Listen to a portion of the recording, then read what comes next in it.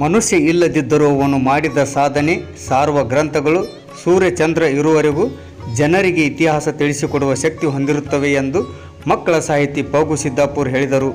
ವಿಜಯಪುರ ಜಿಲ್ಲೆಯ ಬಸವನ ಬಾಗೇವಾಡಿ ಪಟ್ಟಣದ ವಿರಕ್ತ ಮಠದಲ್ಲಿ ನಂದಿ ಸಾಹಿತ್ಯ ವೇದಿಕೆ 25 ವರ್ಷ ಸಾಹಿತ್ಯ ಹರ್ಷ ಕುರಿತು ರಜತ್ ಸ್ಮರಣೆ ಗ್ರಂಥ ಲೋಕಾರ್ಪಣೆ ಸಮಾರಂಭದಲ್ಲಿ ಕೃತಿ ಪರಿಚಯಿಸಿ ಮಾತನಾಡಿದರು. ಸಾಹಿತಿ ಡಾಕ್ಟರ್ ಮಲ್ಲಿಕಾರ್ಜುನ್ ಮೇತ್ರಿ ಅವರು ಮಾತನಾಡಿ, ಸರ್ಕಾರ ಕೃತಿ ಖರೀದಿಸಿ ನಿಲ್ಲಿಸಿದ್ದರಿಂದ ಸಾಕಷ್ಟು ಸಾಹಿತಿಗಳು ನಷ್ಟ ಅನುಭವಿಸುತ್ತಿದ್ದಾರೆ. ಸರ್ಕಾರ ಕೃತಿಗಳನ್ನು ಖರೀದಿಸಲು ಮುಂದಾಗಬೇಕು ಎಂದರು. ಬಸವನ ಬಾಗೇವಾಡಿಯ PLD ಬ್ಯಾಂಕ್ ಅಧ್ಯಕ್ಷರಾದ ಈರಣ್ಣ ಪಟ್ಟಣಶೆಟ್ಟಿಯವರು ಮಾತನಾಡಿದರು. ನಂದಿ ಸಾಹಿತ್ಯ ವೇದಿಕೆ ಅಧ್ಯಕ್ಷ ಹಾಗೂ ಪತ್ರಕರ್ತರಾದ ಮಾಂತೇಶ್ ಸಂಗಮ್ ಪ್ರಾಸ್ತಾವಿಕವಾಗಿ ಮಾತನಾಡಿದರು. ವೇದಿಕೆ ಸಂಘಟನಾ ಕಾರ್ಯದರ್ಶಿ ಸುಭಾಷ್ ಹಡಪದ್ ಉಪಸ್ಥಿತರಿದ್ದರು. NS ಯರ್ನಾಳ್ ಸ್ವಾಗತಿಸಿದರು. ಮುರುಗೇಶ್ ಸಂಗಮ್ ನಿರೂಪಿಸಿದರು. ಕಾಶಿನಾಥ್ ಅವಟಿಯವರು ವಂದಿಸಿದರು. ವರದಿ ಶರಣು ಕಾಟ್ಕರ್, ಸಮಯ TV ನ್ಯೂಸ್, ಬಸವನ ಬಾಗೇವಾಡಿ. ಕಾರ್ಯವನ್ನು ಮಾಡಬೇಕಂದಾಗ ಅದು ಬಹಳ ಜವಾಬ್ದಾರಿ ಇರ್ತೈತಿ. ಅಂತ ತಂದದೇ ಆದಂತ ಒಂದು ಮೊದಲಿಗೆ ಪೇಪರ್ ಸ್ಟಾರ್ಟ್ ಮಾಡೋದು ಸಂಗಮ.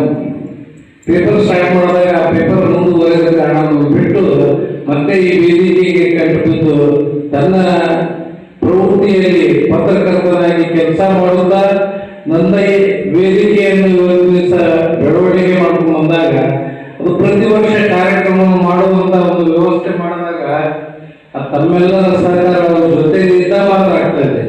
ಇವತ್ತು ನೋಡಿದಾಗ ಎಲ್ಲ ಸಾಹಿತಿಗಳು ಬಂದವರು ಸುಮ್ಮನೆ ಹೆಸರಿಗೆ ಎಷ್ಟು ಬಂದಿಲ್ಲ.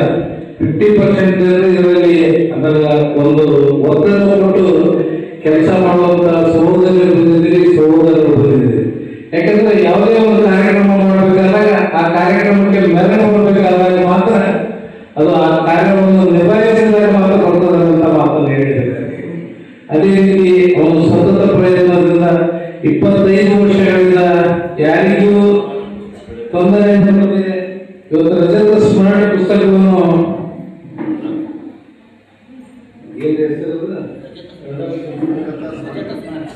ರಜತ ಸ್ಮರಣೆ ಅಂತ ಒಂದು ಪುಸ್ತಕವನ್ನು ಬಿಡುಗಡೆ ಮಾಡಿದಾಗ ನಾನು ಏನು ಮಾಡಿದ್ರು ಇದು ಮೊರೆಯ ವಸ್ತು ಅನ್ನುವಂಥ ಮಾತನ್ನು ಹೇಳಬೇಕಾಗ್ತದೆ.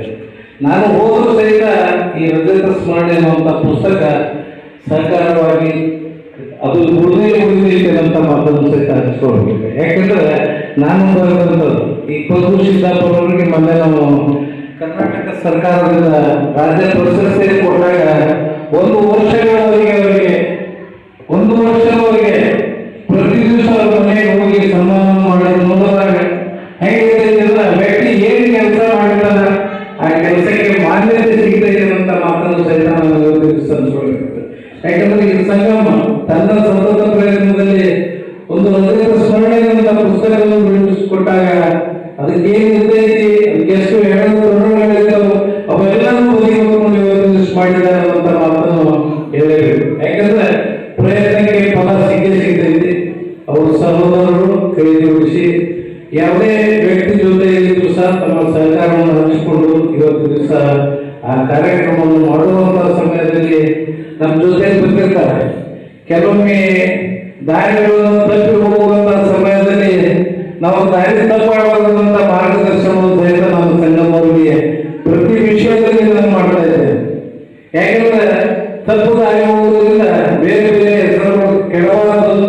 ನೀವು ಒಳ್ಳೆಯದಾಗಿ ಹೋದರೆ ಒಳ್ಳೆಯದಾಗಿ ಅಂತ ಒಂದು ವಿಚಾರವನ್ನು ಸುಂದಾಗ ನಮ್ಮ ಮಾತಿಗೆ ಮಾನ್ಯತೆಯನ್ನು ಕೊಟ್ಟು ಇವತ್ತು ಬಸವನ ಬಾಗೇವಾಡಿಗೆ ಬರಬೇಕು ಹೊರತು ಬೇರೆ ಯಾವ ಊರು ಬಂದರೂ ಕೂಡ ಅವರು ಸಹಿಸಿಕೊಳ್ಳುವಂತ ಆಗಿರ್ತಕ್ಕಂಥ ವ್ಯವಸ್ಥೆಯಲ್ಲಿ ಸಂಗಮವಾದ.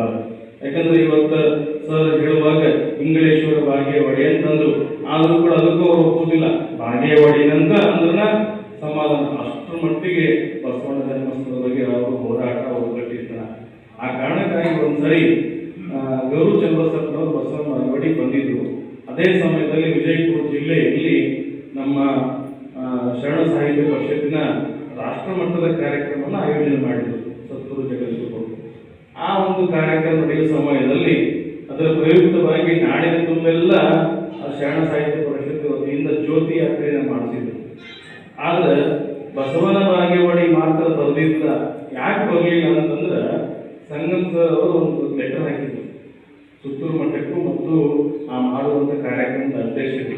ಏನಪ್ಪಾ ಅಂತಂದ್ರೆ ಬಸವಣ್ಣವ್ರನ್ನ ಆ ಕೃತಿ ಎತ್ತ ಬರಲಿಲ್ಲ. ಸಂತೋಷ. ಯಾಕಂದ್ರೆ ಬಹಳ ಜನ ಎಷ್ಟು ಚಲೋ ಅದಾವ ಅಂತ ತಿಳ್ಕೊಂಡು ತಮ್ಮ ಹೊಲ ಹರಿಬಿಟ್ಬಿಟ್ಟು ಮಂದಿ ಹೊಲ ಹರಕತ್ತಿರ್ತಾರೆ ಆಜು ಬಾಜು ಹೊಲಗಳನ್ನು. ಆದ್ರೆ ಅಪ್ಪಿ ತಪ್ಪಿಯು ಮಲ್ಲಿಕಾರ್ಜುನ್ ಮೇತ್ರಿಯವರು ಆ ಕೆಲಸ ಮಾಡಲಿಲ್ಲ. ಬಹಳ ಸಂತೋಷ. ಒಂದು ಮಾತನ್ನು ಹೇಳಿದ್ರು ಅವರು, ಅದು ಸಂಗಮವರ ಕುರಿತಾಗಿರ್ಬೋದು ಅಥವಾ ಬಸವಣ್ಣನವರ ಕುರಿತಾಗಿ. ಆಗ ನನ್ನಲ್ಲಿ ಒಂದೇ ವಚನ ಮೂಡಿತು. ಆಡಿದ ಮಾತು ಮರೆಯದಂತಿರಬೇಕು, ಆಡಿದ ಮಾತು ಮರೆಯದಂತಿರಬೇಕು, ಬರೆದ ಬರಹ ಅಳಿಸದಂತಿರಬೇಕು, ಬರೆದ ಬರಹ ಅಳಿಸದಂತಿರಬೇಕು, ತುಳಿದ ಹೆಜ್ಜೆ ಮಾಸದಂತಿರಬೇಕು, ಇರಬೇಕು ಇರಬೇಕು ಇರಬೇಕು. ಇಂತಿದ್ದರೆ ನಮ್ಮ ಪ್ರಭುಲಿಂಗ ಪ್ರಿಯ ಗುರುಪಾದೇಶ್ವರ ನೆಚ್ಚುವನು ಮೆಚ್ಚುವನು ಅಂತ ತಿಳ್ಕೊಳ್ಳಿ. ಒಂದು ಮಾತು ಹೇಳಿದ್ರು ಅವರು, ಅಪ್ಪನ ಹೆಸರು ನೆನಪಿರ್ತದೆ ನಮಗೆ, ಅವನ ಅಪ್ಪನ ಹೆಸರು ಗೊತ್ತಿರೋದಿಲ್ಲ ಅಂತ. ಯಾಕಂದ್ರೆ ಅವ್ರು ಆಡಿದ ಮಾತ್ರ ನಮಗೆ ಹೆಂಗೆ ಗೊತ್ತಾಗಿಲ್ಲ.